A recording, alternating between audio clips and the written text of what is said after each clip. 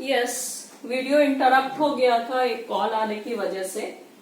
तो यहाँ हम लोग 2 टाइप्स पढ़ लिए, रिकरेंट एंड एडवेंटिव वे से एपोमिक्सिस जो एपोमिक्टिक सीड होते हैं वो फॉर्म होते हैं।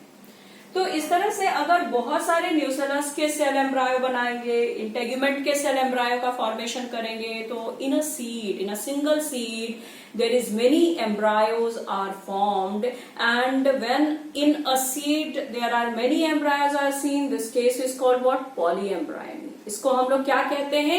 Polyembryony कहते हैं। तो इसके साथ ही एक टॉपिक हमारा क्या चलेगा? It is a polyembryony।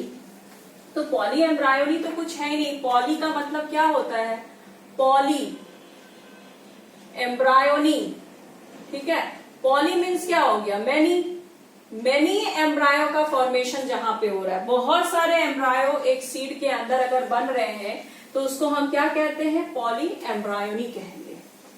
Clear हो गया होगा? तो पॉली एम्ब्रायोनी। उसके बाद आपके एनसीईआरटी में लिखा है कि take out some orange seed and some species of mango seed. उसमें अगर उस सीड को तोड़ के देखोगे तुम लोग तो there are many embryos are seen. बहुत सारे एम्ब्रायो उसमें दिखेंगे, ठीक है, बहुत सारे एम्ब्रायो उसमें दिखेंगे।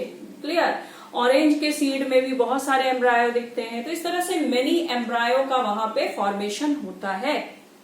नाउ एक लास्ट पैरा आपके एनसीईआरटी में लिखा है कि एपोमिक्टिक का ही यहाँ पे सीड का बेनिफिट बताया है कि अगर हमको एपोमिक्टिक सीड बनाने का कुछ ऐसा जीन के बारे में पता चल जाए तो it is very very essential in our agriculture. हमारे एग्रीकल्चर के लिए बहुत जरूरी चीज है।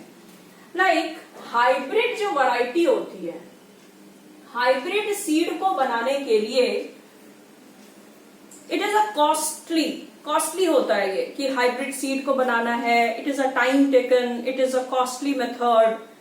एंड हाइब्रिड सीड जो है उसको मेंटेन करना, उसके कैरेक्टर को मेंटेन करना, it is very tough task. और हाइब्रिड सीड को हमेशा एक बार ही बना लिए और हमने इसे सालों भर लगाया, फिर नेक्स्ट ईयर भी लगाया, थर्ड ईयर भी लगाया, ऐसा नहीं होता है। हाइब्रिड सीड को अगर हम एक बार सोन करते हैं, खेत में लगाते हैं और उससे प्लांट का फॉर्मेशन होता है तो उसके कैरेक्टर फिर क्या होते हैं? सेग्रीगेट हो जाते हैं। सेग्रीगेशन क्यों होता है? क्योंकि एक बार अगर प्लांट का फॉर्मेशन हो गया तो वहां पे फिर से सेक्सुअल रिप्रोडक्शन हो जाएगा, और जहां पे सेक्सुअल रिप्रोडक्शन की कहानी आएगी वहां कैरेक्टर क्या होंगे? सेग्रीगेट हो जाएंगे, वेरिएशंस होने लगेंगे। तो फिर वापस से हमको फिर सीड का फॉर्मेशन करना होगा, वही से मेथड को यूज करना होगा, फिर से हाइब्रिड सीड का फॉर्मेशन करना है। तो फार्मर के लिए ये बहुत टफ टास्क होता है। इसलिए हाइब्रिड सीड्स जो होते हैं वो कॉस्टली सोल्ड होते हैं, बिकते हैं, ठीक है। तो हाइब्रिड सीड ऐसा अगर हमको कोई टेक्निक मिल जाए कि हाइब्रिड सीड में अगर एपोमिक्टिक जीन को इंड्यूस कर दिया जाए, ध्यान से सुनना है, हाइब्रिड सीड के अंदर हम अगर एपोमिक्टिक जीन को इंड्यूस कर दें तो एपोमिक्टिक जीन का मतलब ही हम लोग क्या समझे? It is a type of asexual reproduction. तो वहां पे जितने भी एम्ब्रायो का फॉर्मेशन होगा वो तो एज सच जो हमारे प्लांट में कैरेक्टर था वही कैरेक्टर सस्टेन करेगा। वहां वेरिएशंस होने ही नहीं है, क्योंकि वहां पे कोई दूसरा जो पॉलन ग्रेन है, वो गैमिट जो है, मेल गैमिट, वो एंटर करेगा ही नहीं। और अगर वो एंटर करता भी है तो वो डेवलप नहीं करेगा, क्योंकि वहां पे जो जीन है वो डोमिनेटिंग टाइप जीन होते हैं जो कि एपोमिक्सिस इवेंट को ही इनहांस करते हैं।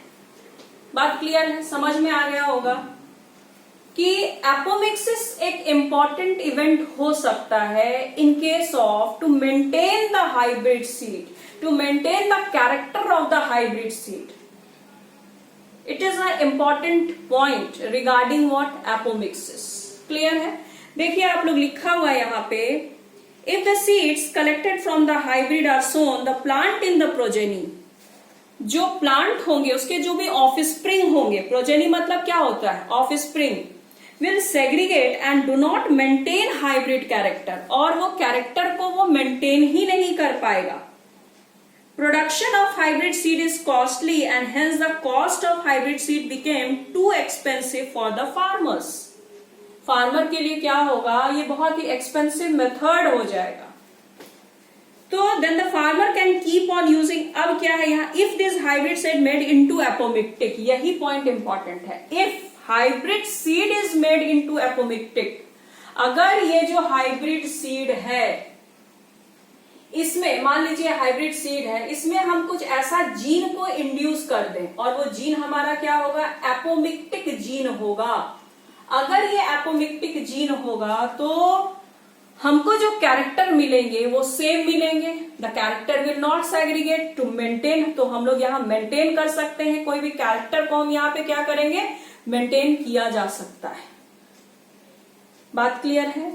तो लास्ट में लिखा है, because of the importance of apomixis in hybrid seed industry active research is going on. और ये रिसर्च अभी चल रहे हैं, अभी इस पे काम चल रहा है. वो जीन का पता चलाया जा रहा है, पता किया जा रहा है कि आखिर ये एपोमिक्टिक जीन कौन से हैं जो एपोमिक्सिस इवेंट को प्रमोट करते हैं. Clear. And around the world to understand the gene of apomixis and to transfer apomictic gene into hybrid varieties. और hybrid varieties में हम इसको इंड्यूस करा दें, इस पे काम चल रहा है. क्लियर है. तो ये टॉपिक हमारा यहाँ पे खत्म होता है और इससे इंपॉर्टेंट बहुत क्वेश्चंस बनता है. ठीक है. Why apomictic genes is important in case of hybrid, to maintain the hybrid variety, to maintain the hybrid variety. ये सारे क्वेश्चंस इस तरह से पूछ सकते हैं. तो यहाँ पे आप लोग आंसर भी लिख सकते हैं, क्योंकि अगर कॉन्सेप्ट समझा हुआ रहेगा तो कोई भी चीज को लिखना बहुत आसान हो जाता है. तो नाउ हमारा एक बहुत लंबा चैप्टर जो चैप्टर 2 हम लोग पढ़े, it is very long and lengthy chapter and it is not a boring type of lecture, because यहाँ पे आप लोग को प्लांट से ही दिमाग में बैठ जाता है कि प्लांट का रिप्रोडक्शन है, तो इट इज वेरी है ना, it is boring type, but it is not a boring, है ना. आप लोग हर एक चीज को समझो. किस तरह से हम लोगों ने पढ़ा कि मेल गैमेट और फीमेल गैमेट कैसे बने, किस तरह का रिप्रोडक्शन यहाँ पे होता है, कैसा डेवलपमेंट होता है एम्ब्रायो का.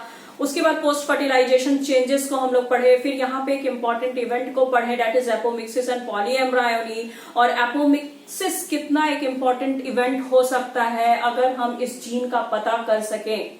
तो लास्ट में तो एक इंटरेस्टिंग थिंग भी यहाँ बताया गया है कि आप लोग इसमें भी एक्सप्लोर कर सकते हो. आप लोग एग्रीकल्चर साइंटिस्ट बन के ये एक्सप्लोर कर सकते हो कि आखिर ये कौन सा जीन है भाई, जिससे हम लोग हाइब्रिड वैरायटी को के कैरेक्टर को सेग्रीगेट होने से हम लोग चेक कर सकते हैं.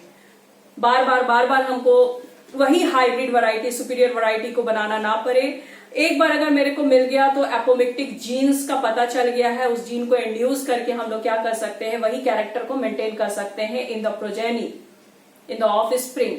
तो एक बहुत इंपॉर्टेंट यहाँ टॉपिक को भी हम लोग कंप्लीट करते हैं. ओवरऑल ये चैप्टर खत्म हो गया है. ठीक है. आप लोग इसको अच्छे से पढ़िए और नेक्स्ट चैप्टर हमारा जो स्टार्ट होने वाला है, क्योंकि हमने एक सीरीज में ही लेक्चर बना दिया है, चैप्टर 2 में कोई प्रॉब्लम नहीं होना चाहिए. और चैप्टर 3 मैं स्टार्ट करूंगी जिसमें ह्यूमन रिप्रोडक्शन है. उसको वो चैप्टर तो बहुत ही इंटरेस्टिंग है और उसमें हम लोग बहुत सारे इवेंट्स को वहां भी समझेंगे. लेकिन जो रिप्रोडक्शन का एक बेसिक मेथड होता है, इट इज सेम. बेसिक जितने इवेंट होंगे वो सेम ही होने वाले हैं. ओके. तो आप लोग पढ़ते रहिए and take care in this corona period, है ना. आप लोग सेफ रहिए, स्टे सेफ, है ना. घर में रहिए, अच्छे से जो सैनिटाइजर, जो भी गाइडलाइंस दिया गया है उसको फॉलो करिए और पढ़ते रहिए. And thank you for watching this video. Okay. Till then bye bye. Next video में हम लोग नेक्स्ट चैप्टर में मिलेंगे. Okay. Till then bye bye.